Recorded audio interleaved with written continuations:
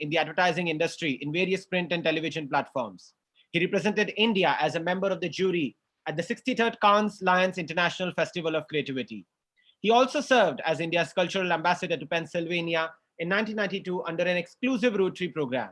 In March 2019, he was promoted to the position of CEO of Dentsu Aegis Network's rezoned Greater South Asia regions, which includes India, Sri Lanka, Bangladesh, Indonesia, Thailand, Vietnam, Philippines, Malaysia, and Myanmar. Later in the year, he was promoted to CEO APAC Dentsu Aegis Network and became the first Indian ever to head Dentsu's entire APAC business. It's a proud privilege to host you, sir, today. My pleasure and my privilege to be on it. Thank you. Thank you for inviting me. Thank you, sir. So my first question, now we all know that we are living in a pandemic world. And towards the first half of this financial year, we have known the kind of deep impact that it has had on the media and entertainment sector, especially advertising. Now, let's try and be optimistic for the future. We have the big tickets of IPL, festive season coming in, your big boss, KBC kicking in. Now, how do you see recovery to take place in the coming quarters, sir? So I think, first of all, Kailash, I am not a big fan of this V-shaped recovery that people are saying. So I don't think there is going to be one magic bullet. Suddenly IPL will come or Diwali will come and then everything will be back to normal.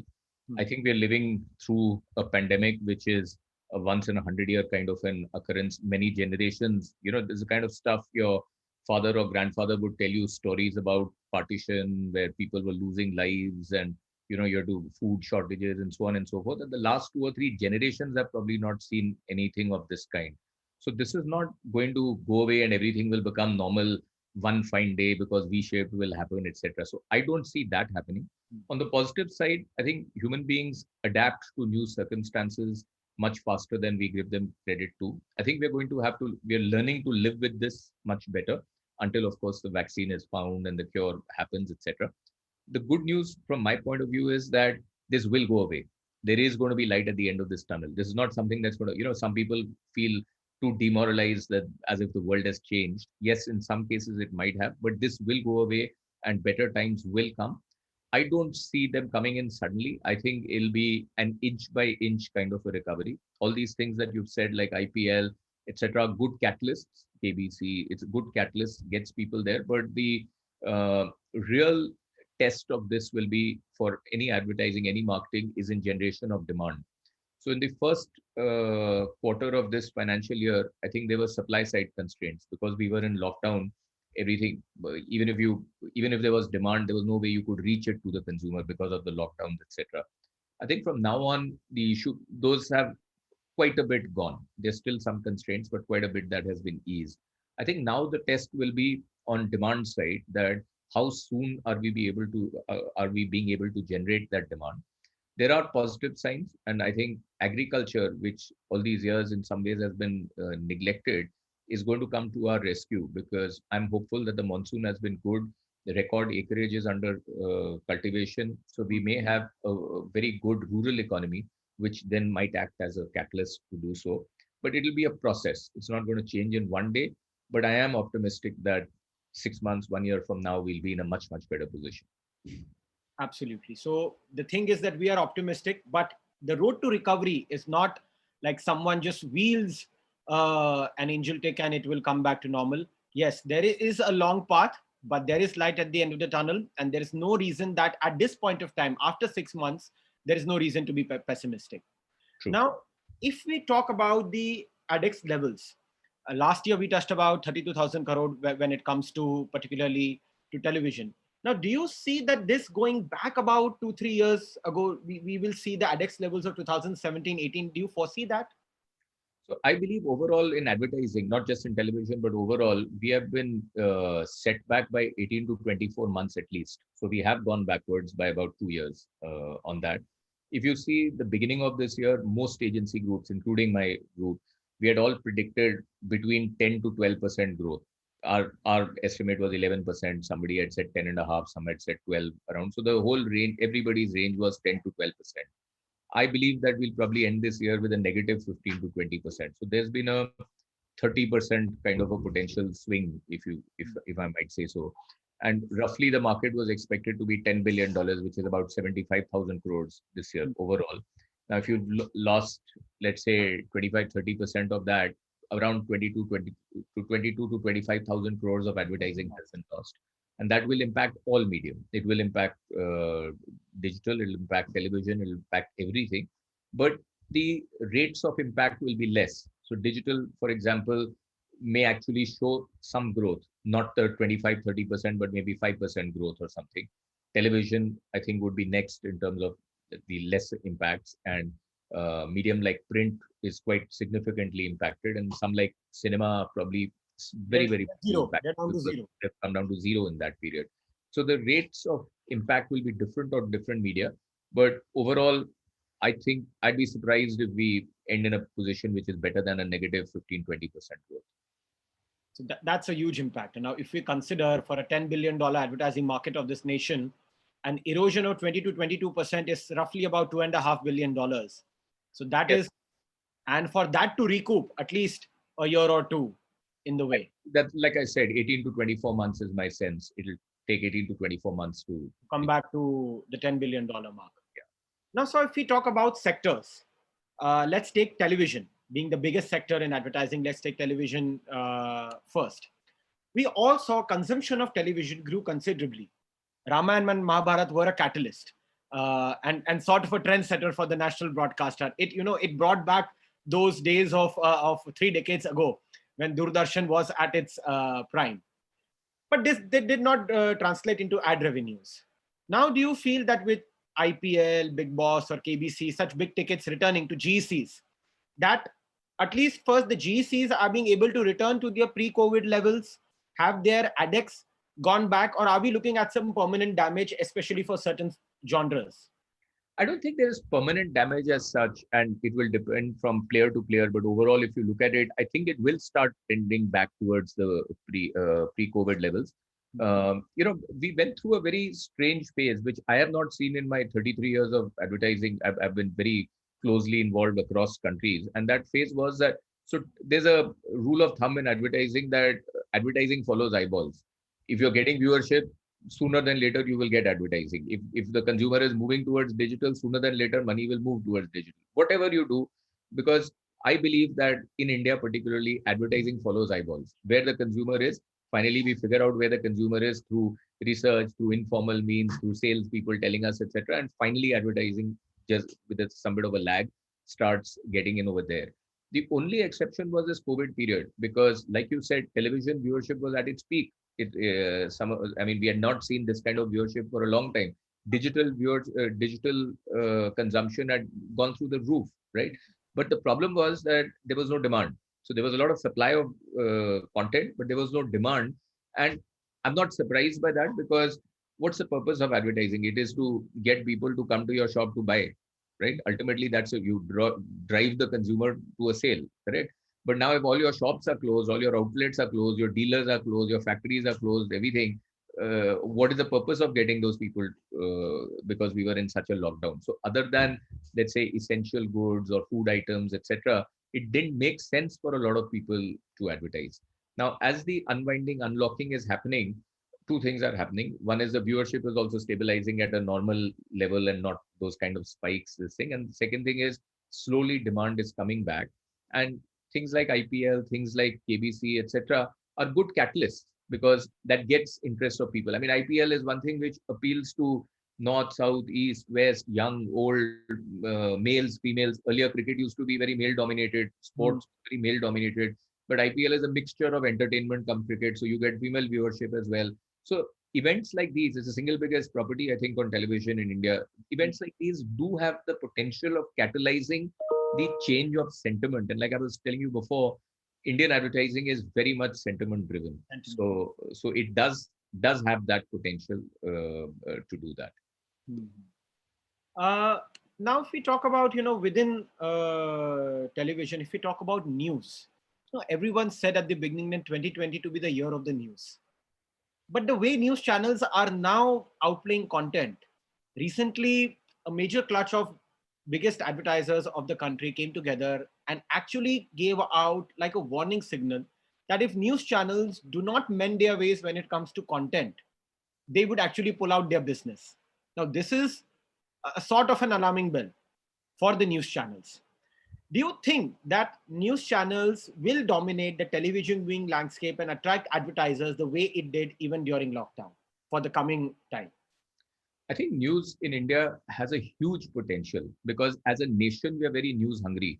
And it's not just in big city. If you're in a small city, you actually want local news is of great importance to you. You want to know अगर आप मेरठ में हो आप जानना चाहते हो कि मेरी डिस्ट्रिक्ट में क्या हो रहा है what is happening around me then you are worried about what's happening in Delhi Bombay and then what's happening in the world right so we are natural news consumers we are the only country in the world where even today more than 100,000 newspapers exist. Many thousands of them are members of INS. How many channels exist, right, on news? So we are news hungry people. Unfortunately, today, to me as a viewer, it's sometimes difficult to ascertain whether I'm watching GC or I'm watching news because of the way that content happens. Uh, I think any advertiser would like his or her brand to be in a safe and a reliable and a trustworthy environment. Nobody wants to put your ad in an area where there is negativity, etc. On that, and I think news channels should be mindful of that. But by and large, I'm not of the belief that it is the advertisers' problem to try to direct or try to control news channels. I think there are enough government bodies, there are enough regulatory bodies, etc., who do that role. But if, like I said, advertising follows eyeballs. If news is going to continue to be able to attract quality eyeballs, so therefore quality is important in that, then advertising will flow. If they don't do that, then it won't. And I think where they're probably going wrong is that they're fighting for the eyeball. They're not fighting for the quality which is bringing the eyeball there. And it's that balance that they need to get right. If they get it right, I feel news advertising in news channels in India can easily double. It can grow 100% at least from where it is today.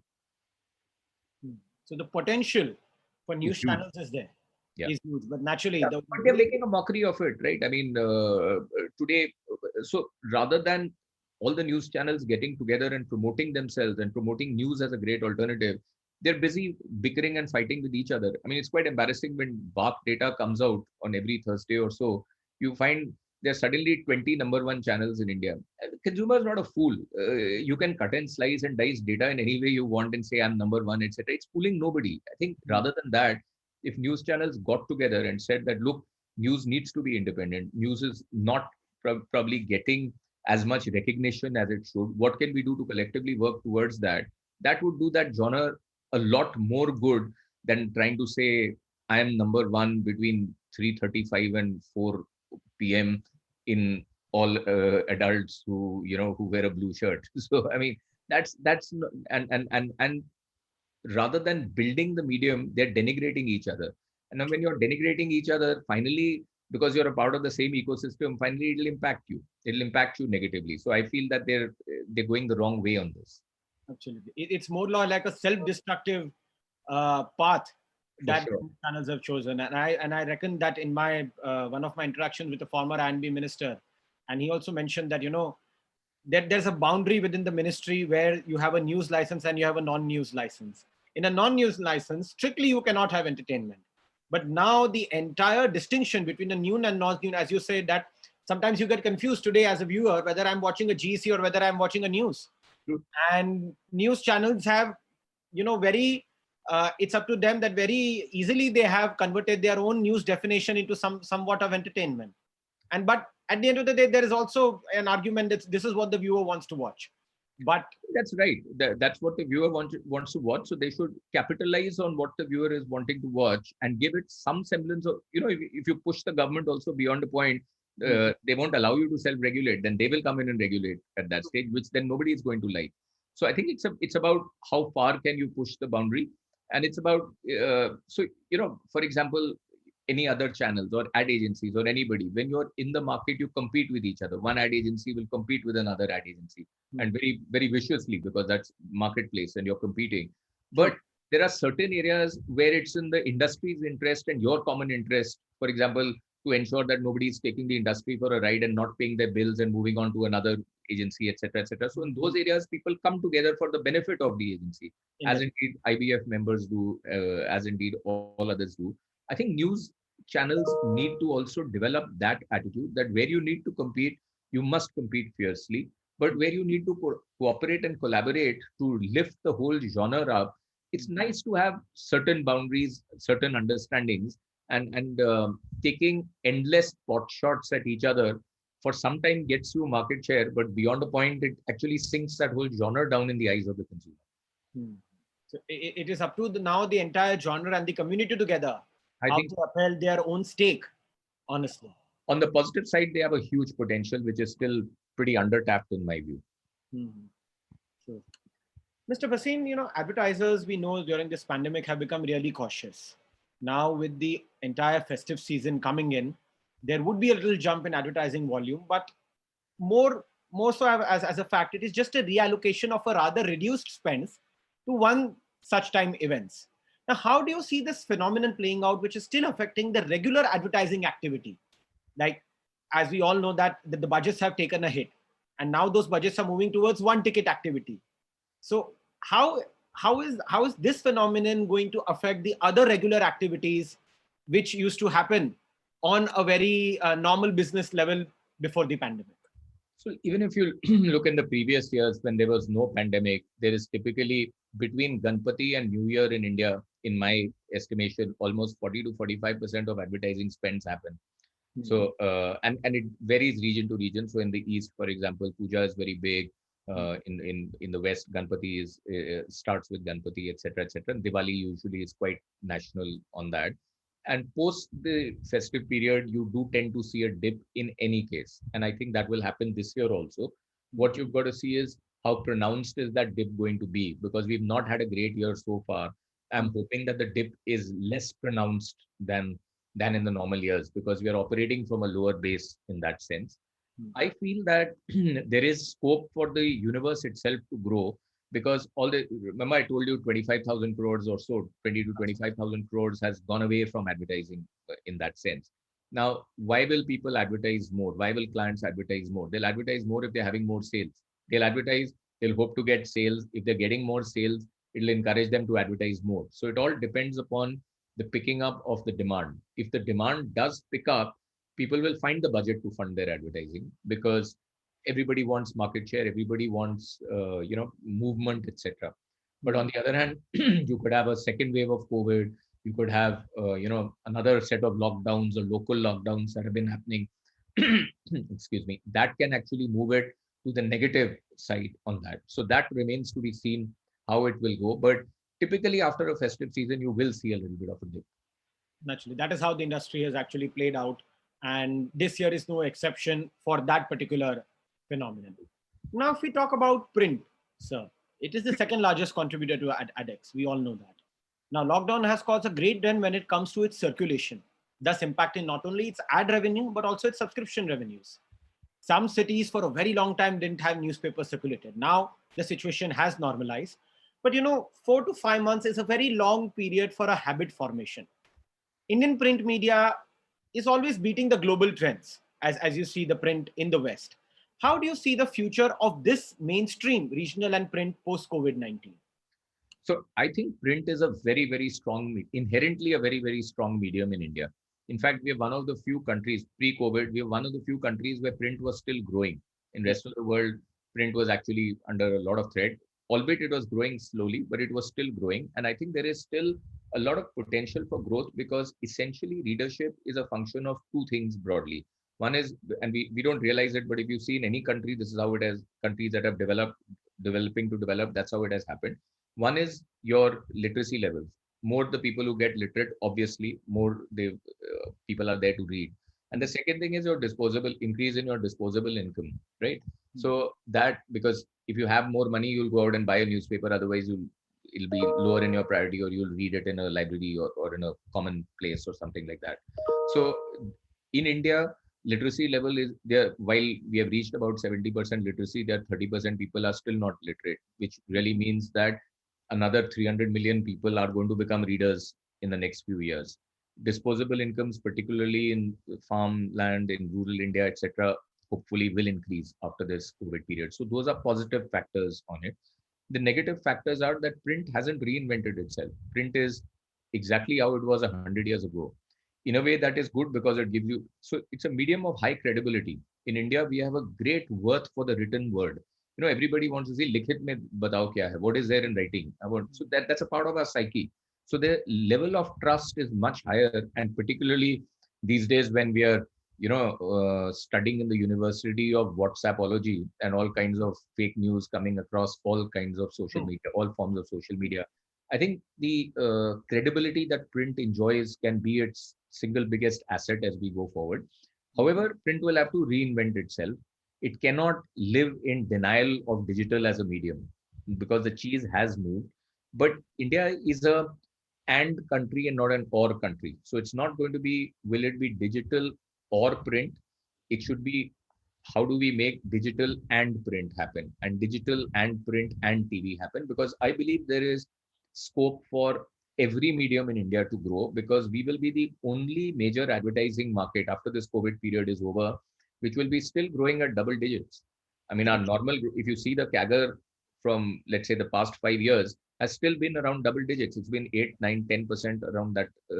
And any other country that you see will be, I mean, they'll give their right arm to get growth even half of that rate, right? So we do have that potential, and hopefully, if print reinvents itself, that will happen. Habit to ऐसी चीज है, it's very hard. It's not only 3, 4. Even today, if my newspaper is delayed, I'm pacing up and down, waiting for it. But that may not be the same for you or the younger generation, which is there, because this is a habit which is formed over 50 years. So it will take more than 5 months for a habit like this to break. But for the younger generation, which is a digital first, digital natives, etc., they didn't have that habit in that strength. So it will change. But even they are reading the newspapers, except that they may be reading it in a digital format or on WhatsApp forwards, or in some other way. If we can get that together, we can understand that consumer has shifted to digital, but the strength of print is very significant and strong. So if we can do the and instead of the or, I think the future is going to be good. If not, I feel it'll actually be under threat, and more so English press than regional, because regional still has some headroom for growth as new readers are coming in. But most of the internet users so far have been more English based users, and if they are going to move to digital, then English print will come more under threat if they don't adopt like this. Absolutely. So it's the vernacular medium will stay, because naturally, जैसे एक कहावत है जो मुझे किसी पत्रकार ने कही थी कि आज भी बोले यूपी में आप जाओगे तो रोज सुबह उठ के नुक्कड़ पे एक इंसान बैठ के जागरण खोल के देखना चाहता है और साथ में चाय और पार्ले जी हो. So this is a habit as we are talking about. And चाहे जागरण हो, चाहे भास्कर हो, चाहे अमर उजाला हो या कोई भी हो, बट ये बिल्कुल ठीक बात है. आदत है कि उसे नुक्कड़ में बैठना है, अखबार खोलना है, चाय पीनी है और साथ में 2 पार्ले जी की बिस्किट होनी चाहिए. And it's a part of your routine in that sense, and I think it's a very strong, and therefore I think the future for print can be much brighter than what and everybody who's writing the death knell of print, I think, is wrong. The future can be much brighter, but as a medium, the print the medium has to evolve. The print owners, the media owners have to digitize and modernize much more rapidly and innovate much more rapidly than what they've been doing so far. So innovation is the way forward if print has to stay relevant in the coming times. Yes. Now, Mr. Bhasin, if we talk about digital, now that was already a booming sector, and in COVID, naturally the consumption went through the roof with a newer set of audiences coming on to especially the OTT platforms. Digital advertising grew by 32% last year to become a share of 23% of addicts. Has this pandemic become a boon to an already growing segment? Do you think that it will take over television much faster than it is projected, or will TV in India will give a tough fight to it? So, we are very bullish, and we are very big and very invested in digital as a medium. So last year, the most authentic digital report is the Dentsu Aegis Network digital report, which comes out every year, because it doesn't have an agenda, right? On digital, it's very comprehensive because it's done basis what clients say, the biggest 100 advertisers say. According to that report, roughly the market was 20% digital last year, 19-20% digital. We as a group got 46%, nearly half of our business was from digital. So we are very vested in digital. We have 8 digital agencies. More than half of our people work in digital, and we took that punt much earlier on that digital is where the growth is going to come, and that's where it has happened. If you see the last 5 years, the CAGR has been around 32%. And we had predicted that the next 3 years, 3 to 5 years, the CAGR is going to be, this is pre-COVID, the prediction which was made, the CAGR is going to be around 27%. Because obviously as the base goes down, the CAGR going forward will reduce. But it is still expected to grow more than 25%. This year, like I mentioned, it will probably be a single digit growth, but it'll still be a growth even in a year like this, I feel. And it's definitely the pandemic, what would have taken 5 years to happen, the pandemic has made it happen in 5 months. Because if you have grandparents making Zoom calls, it would have probably still happened, but it would have taken maybe 5, 10 years doing that. The fact that shops were closed, the adoption of e-commerce became much faster. There are some things that are inadvertently become like a inflection point. And actually, digital commerce in India, we give credit to Amazon and Flipkart and so on and so forth. The actual credit for digital commerce to happen in India, in my view, needs to go to Indian Railways. Because Indian Railway, everybody, you probably won't know, but there used to be huge queues, and it was getting a railway ticket was a big headache, right? And you didn't know whether you'd get it or not, etc., etc. That went online, and that's the first place where an Indian who mistrusted putting his money or credit card or anything online agreed to put his money online, because it was such a big convenience, and everybody uses Indian Railways. So therefore, it started the formation of that habit. Now, just like that was one inflection point, COVID is another inflection point. You couldn't order your groceries or you couldn't order anything in the physical world because everything was shut, but e-commerce had started opening. So therefore, you were forced to order that. So the adoption has become much faster, and this phenomenon will only this will only aid digital growth. What you must not underestimate in this is the role that the government is playing as well. I mean, this whole digital Bharat and the fact that every gram panchayat in every village, 6.25 lakh से ज़्यादा villages हैं India में, if all of them are going to have broadband accessibility of significant quality, I think this is bound to bound to cause a grassroots kind of a movement, I feel. And governance is the other area. I mean, since you're governance now, I think that you probably know it better than me. I think governance is another area where digital has made a huge effort. Even now, the Prime Minister has announced there'll be faceless income tax scrutinies, etc. If you remember, all the the difficulties that one used to have in various ways, like getting your passport used to take so long. With digitization, that has improved. So I think there are a lot of benefits to digitization. There are a lot of macroeconomic factors helping digitization. Government's efforts are helping. Reliance Jio has been the biggest help in that, because it has significantly increased bandwidth and significantly reduced prices. We have the cheapest data. So all these factors lead me to believe, and smartphone prices are falling because India is a mobile-first market. 99.8% of new people coming onto internet are all coming via mobile. Yes. Right. So that will help. One of the studies we had done shows that in the next 2 to 3 years or so, you're going to have something like 300 million new internet users coming in. Today, there are about, as per our studies, about 450 million Indians on internet. Some people say 500, 550, but as per our studies, about 450. In the next 3 years, another 250 or 300 million are going to come in. Now, these are not going to come in, and these are not going to come in from Bombay, Delhi, Calcutta, and the big metros, right? They're going to come in from tier 2, tier 3 rural areas, etc. And therefore, the change in digital and the change in internet that will happen is that it will start going regional in its content. It'll start going more vernacular in its content, which is why you see Googles and Facebooks and everybody all looking at how we can get regional content going more than that. So I think that is a natural impetus for digital, which this whole COVID period has in a way helped take it forward. Absolutely. So this was like an inflection point where what was supposed to happen, the prophecy was what was supposed to happen 5 years or 7 years down the line is now coming much earlier. That's true. Now, if we talk about cinema and live events, they have come to a grinding point. And there are talks to resuming them back with all your SOPs in place. Do you foresee that consumer interest, the heart of, see, the cinema for everyone, like हर एक देशवासियों के लिए क्या है कि वो एक 70 का एक एक्सपीरियंस है.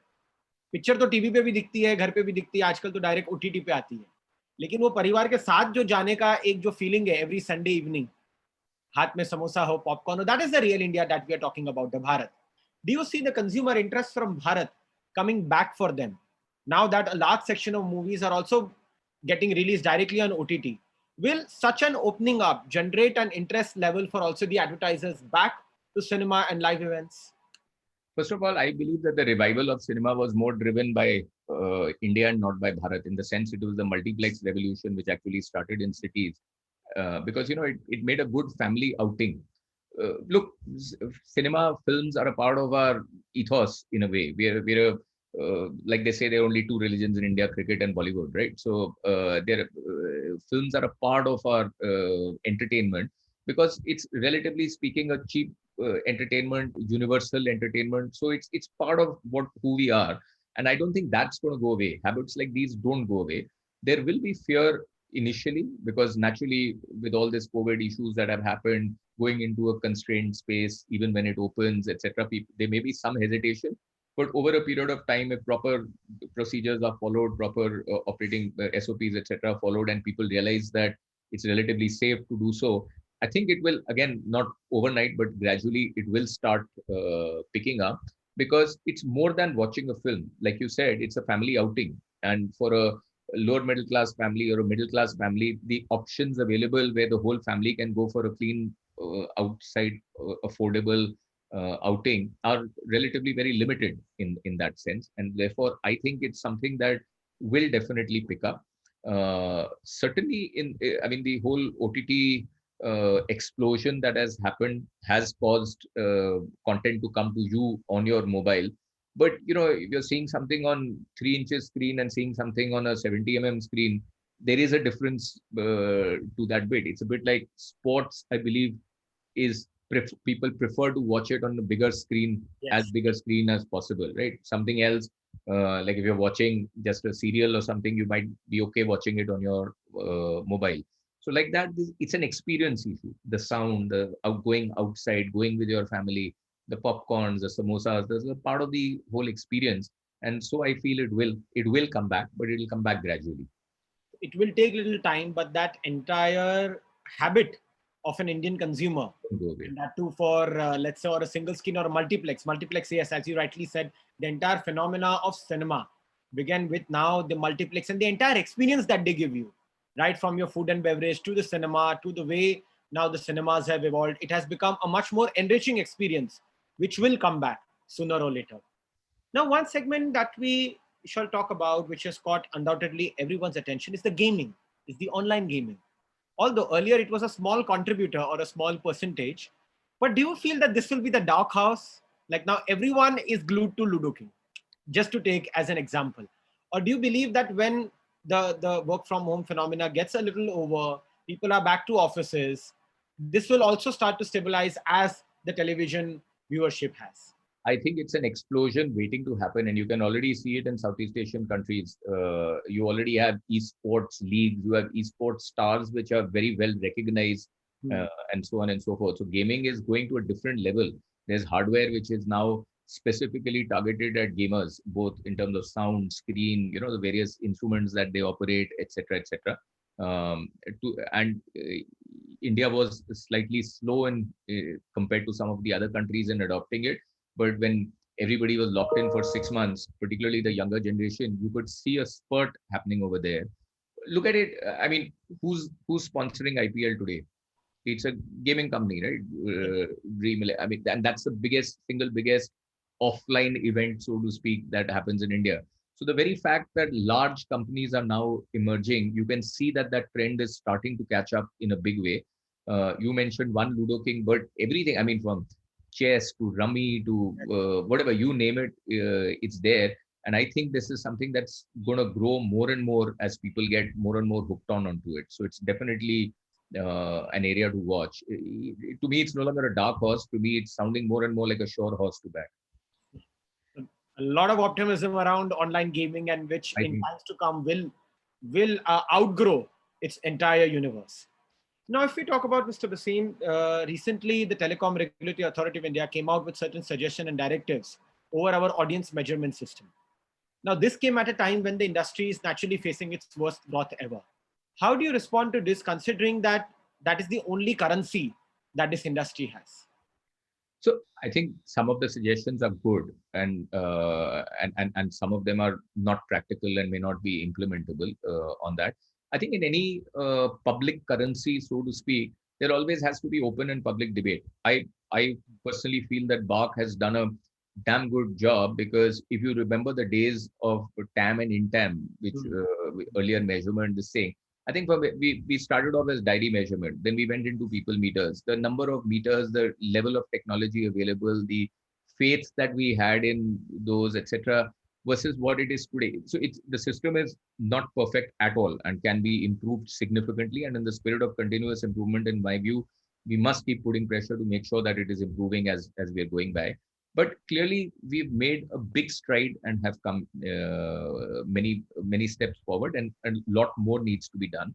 I think the biggest thing that needs to be done is that we need to move into multimedia measurement, because only advertising agencies and broadcasters and clients talk about one screen versus the other screen. The consumer is not seeing it that way. You may be sitting at home watching TV. At the same time, you may be watching something on your mobile or on your iPad, etc. That's a regular phenomenon. So no longer can the size of the screen, determine whether we'll measure you or not measure you. So therefore, the big effort that the industry has to make, and this will not be easy going forward, has to be that how do we start measuring video consumption and be agnostic to the mode of delivery, whether it is through a television channel or whether it is through a mobile, etc. And the currency system, the measurement system has to evolve to be able to measure that, because if it's not measuring it, then it will not, what is not measured never gets done. So if it is not measuring it, it will not attract advertising, it will not attract faith by people that let's put money behind it. So I think these are all steps in the right direction, always to have a debate and discussion. We should not over debate anything or try to move to a 100% perfection, because that's not possible in a country like ours, or it's too expensive and unaffordable on that. But we should look at the big picture, and to me the big picture leap we need to make is to move away from measuring just television on that, to move away to measuring video irrespective of the screen. And I think unfortunately less people are talking about that, and there's more sort of bickering happening on operational kind of stuff. If we miss this boat, it would really set us back. On the other hand, if we get this boat, we could lead the world in this area. Absolutely. So at the time, television is not the only medium which has to be measured that ways, but naturally there are multi screens now. And as you mentioned, I can feel it that when even today at night, let's say while having dinner, if my TV set is on along with the entire family, each one of them is on their own screen, be it a mobile or be it an iPad. So measurement per se has a very different outlook now. And that has to be, I think, holistically captured about where are the eyeballs exactly or currently. True. I mean, there may be many people consuming the same content, but they'll never get measured because they may not be consuming it off the television screen, and you're only measuring the television screen, right? But you might still be watching the same content. So, and the consumer is becoming more and more multi-screen as time is passing. So, not to measure that or not to prepare ourselves to measure that is actually archaic in my view, and therefore, to my mind, that should be the single biggest priority for us in the measurement industry. Absolutely. Multimedia measurement. Mr. Bhasin, a lot of suggestions were made by the entire industry together, the industry bodies. You call it the IBF, you call it the Advertising Agencies Association of India, or the Indian Society of Advertisers, have made all their requests in their individual capacities to the government naturally in order to whatever waivers they were seeking or the support that they were seeking in order to tide over this crisis. Do you feel that our sector's needs have been responded well? Look, I can speak for the 3 years of Advertising Agencies Association of India. As the president of that, at that stage, I had written a letter to the minister, honorable minister, as well. I think so I don't think, for example, talking about advertising agencies, I don't think we should seek any softs from the government as such, because the government has many other priorities to look for. Migrants weren't able to go to their home, food was not reaching people. I think money had to be spent there rather than on that. So we never asked for that. But I think there are things that the government can do which will help the industry in a big way. So, for example, one of the first practical things we said was one of the biggest, cash flow became the biggest problem for most companies, liquidity, because if you didn't have the money, how would you pay your salaries, etc. And so, first thing we said was that where the government owes money to people, and government is sometimes very late in paying, at least pay those bills so we can pay off salaries. Practical suggestion. It's not going to cost you anything more. Just pay off your own overdue bills, right? Things like that. But I think what the government can and should do is that they have to recognize that advertising is not an expense, it's like an investment. Because the more you advertise, the more demand is generated. More demand is generated, the faster it is for it's a positive multiplier. The faster the economy recovers, and so on, right? So they must incentivize advertising. So, for example, let's say for every 100 rupees I spend on advertising, supposing I get 200 rupees relief for income tax purposes, some things like that need to be brought in, at least for the short term purpose, to get people to advertise, because advertising has crashed, and because advertising has crashed, demand has crashed. And the biggest problem we as a country are going to face over the next 3 to 6 months in the short term is actually going to be demand. If demand doesn't pick up, because now supply side issues are sorted out, or more or less, or Yeah. quite an extent getting sorted out. But if demand doesn't pick up, everything will come to a grinding halt.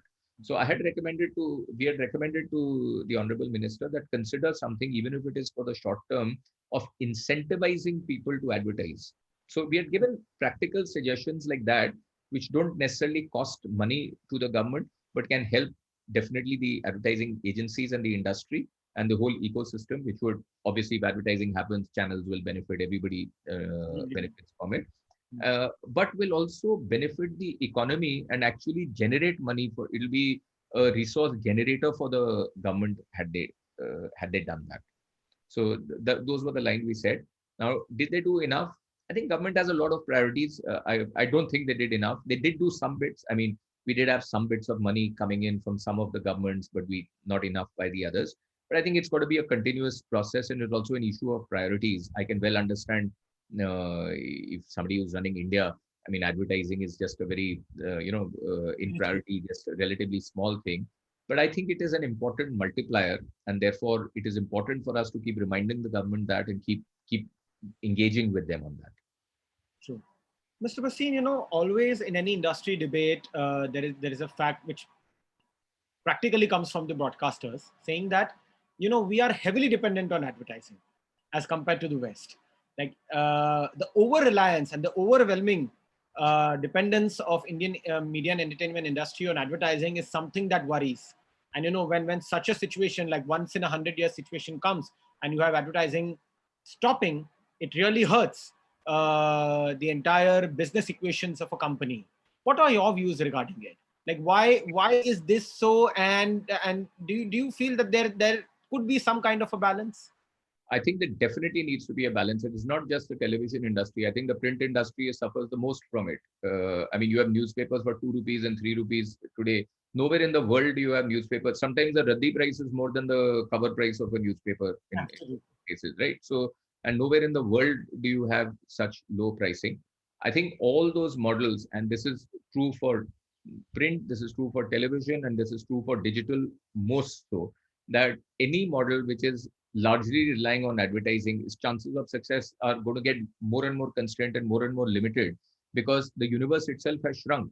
You have to get people to pay a fair price for the content that they are willing watching and they're willing to pay. You can have maybe two kinds of services. You can have an ad-free premium service, and you can have a more ads based, less price service, etc. But clearly there is a need to get that balance right.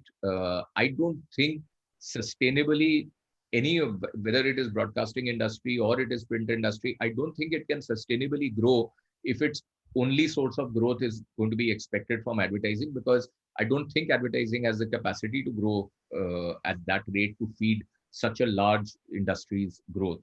So it's almost going to be a matter of survival for many players to make sure that this balance gets right. So I'm a big believer that the balance of this equation needs to be brought much better than what it is today. Absolutely. You cannot just survive on one source of revenue. And that is typically more so ever for the FTA channels, for the free to air channels.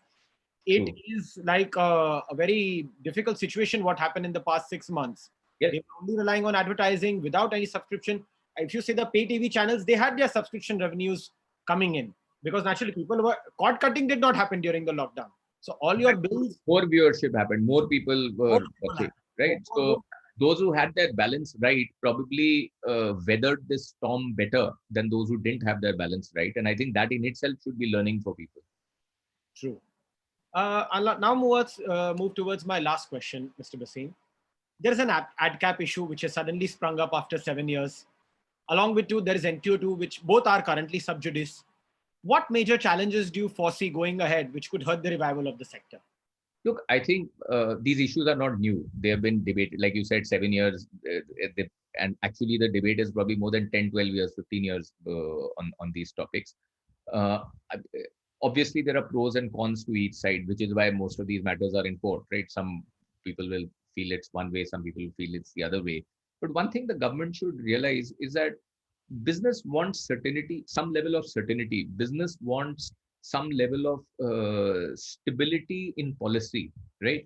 I think what irks and hurts industries, broadcasters, everybody is sudden knee jerk. One fine day, somebody will wake up and say, from 17th October, now this is going to happen, right? And that's it. There's no. So if there is a laid down path of discussion that happens and a policy, and there is a clarity that, look, this is the journey, this is why we are doing it, this is the process, and these are the dates or milestones, how it's going to happen. Gear yourselves up for it. If there are any issues, let's discuss and debate now, and then let's move in that direction. I think that is a much better way for an industry rather than to send sudden shocks, particularly at times like these when, as it is, the business is collapsing. Any new outside sudden shock will only break its back even further. So I'm not even commenting about the rightness or wrongness or whether it should be or shouldn't be, etc. That's for the government to think of, take public opinion, and then decide. But the manner in which it is done, I think that is completely wrong. It can't be knee jerk, it can't be sudden, it can't be one day one officer changes, he suddenly wakes up and then it becomes high priority, then somebody else comes in, and then for 7 years you forget about it, etc. Because I don't think the industry can absorb these kinds of shocks in a sudden way. That's my view on it. There has to be a lot of deliberation which has to go behind it before anything. You It has cannot. to be a dialogue. It has to be a dialogue. Often I find that people taking decisions have no clue of the industry on which they're taking decisions. So if you have a dialogue, if you hear of representations, hear every side, and then you can decide. I mean, obviously, an officer or a government official who's sitting there has a decision to make, but at least get all the inputs and don't do things in a knee-jerk manner. In Involve yourself in a dialogue and take, I mean, and listen. And after that, whatever decision the government makes, obviously we all have to follow it. But it has to be done through a process in a time, over a time plan, and not on whims and fancies, and not suddenly one day blow hot, blow cold kind of a manner. Absolutely. There has to be a lot of discussions which goes behind it. And a person naturally taking a decision needs to understand the nitty-gritties of it. Absolutely. At the time they don't understand the nitty-gritties of it, the grievance aspect can also be not understood. And what is best for the industry, that has to be done, which naturally is feeding millions. I mean, it is a sector which creates employments to hundreds, directly or indirectly. I'll take one question from the audience before we wrap up, sir. And the question which I can see on my screen currently is, why is that out of home ad tech startups in India are not a big hit as compared to other B2B startups? And why do investors shy to invest in out of home ad tech startups? I think the problem is not with the out of home ad tech startups. I think the problem, in my view, is with out of home industry. It's an industry which has done a huge amount of disservice to itself. It could have been 5 times the size of what it is today if two things had happened. One is the industry is hardly an industry. They have to professionalize a lot more because there are enough and more. um there are some very good people and there are some people who follow unprofessional practices, etc., which in today's business world is not an acceptable way of doing work, right? So I think first of all it needs to professionalize quickly, and this will happen if large corporations start investing and some standardization starts happening, because out of home typically relies upon local municipalities giving them licenses, corruption, and so it's all stems from there. If you have large players who are investing in good quality product, standardizing the hoardings, etc., that in itself would drive it well. The second bit is measurement. Today, it is bought and sold like vegetables.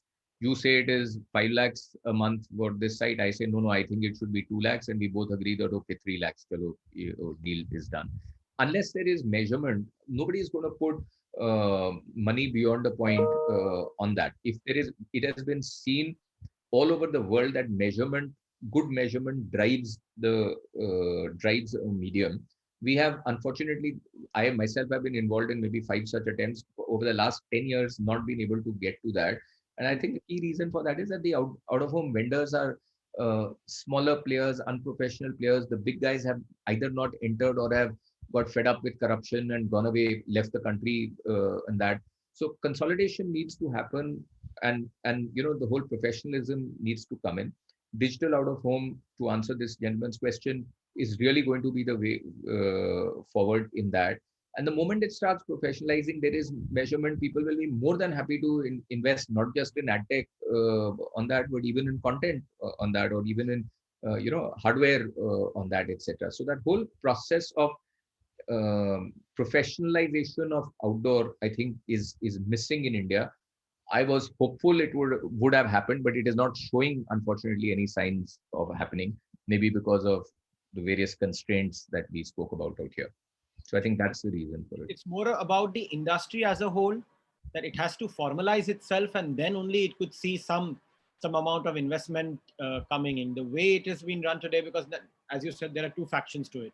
One, they are the big players, or they are the decent level players who are into it. But on the other hand, there are certain players who want to trade it off more like in a barter fashion rather than do serious business out of it. So I think that answers the question. And with that, Mr. Bhasin, thank you so much for joining us this evening on this episode of Visionary Talks by Governance Now. It was an absolute pleasure hosting you, sir, today. Thank you so much. Thank you so much for taking your valuable time. Thank you, Kailash. Thank you for inviting me, and thank you for a good interview.